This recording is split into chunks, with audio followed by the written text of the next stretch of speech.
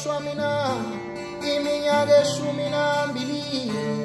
imbila yaswela umsila ngokuyalezela ngake ngaboshwa mina iminyaka 12 imbila yaswela umsila ngokuyalezela ngake ngaboshwa mina iminyaka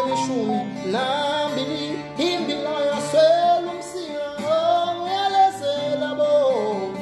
amashobo lawa bomsini emsini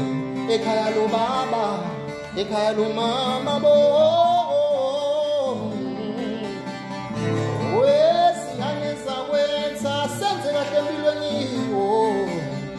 wesingane zamafowethu asiphathaneni kahle empilweni hlonipha umuntu omunye umuntu